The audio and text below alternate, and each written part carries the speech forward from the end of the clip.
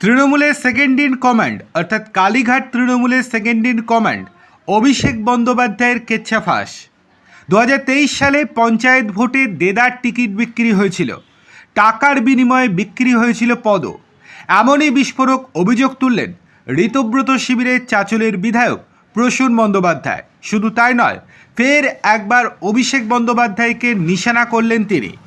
বিধায়কের অভিযোগ, অভিষেকের অঙ্গুলি হেলনেই এই টিকিট বিক্রি হয়েছিল। নবজোয়ার কর্মসূচির আড়ালে আইপ্যাকের সঙ্গে ক্যামাক স্ট্রিটের যোগসাজশেই সবটা হয়েছিল বলে অভিযোগ করেন তিনি।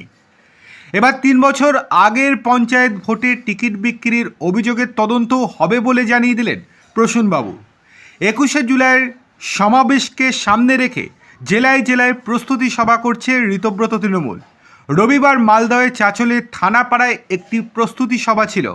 সভার নেতৃত্বে ছিলেন ঋতব্রত তৃণমূলের জেলা সভাপতি তথা চাঁচলের বিধায়ক প্রসূন বন্দ্যোপাধ্যায়। সভায় তার বক্তব্যে উঠে আসে পঞ্চায়েত ভোটের টিকিট বিক্রির অভিযোগ।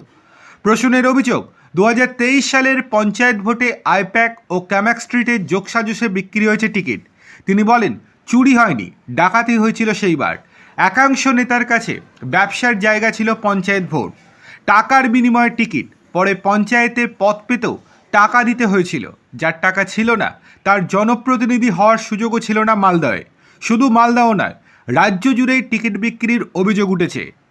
মালদায় পঞ্চায়েত ভোটে টিকিট বিক্রির অভিযোগ তুলে প্রসূন আরও বলেন, 2023 সালে পঞ্চায়েত নির্বাচনে যারা জেলার টিকিট দেওয়ার দায়িত্বে ছিলেন তারা টিকিট বিক্রি করছিলেন, সেটা মালদহ জেলার বাচ্চারা পর্যন্ত জানেন। অসংখ্য দলের কর্মী যাদের টিকিট দিয়ে টিকিট কেনার ক্ষমতা ছিল না বা টাকার বিনিময়ে টিকিট কেনার মানসিকতার বিপক্ষে ছিলেন, তারা 23-এর পরে দলে থাকলেন ঠিকই, কিন্তু মনটা আর দলে থাকলো না। পুরোটাই হয়েছে অভিষেক বন্দ্যোপাধ্যায়ের নির্দেশেই।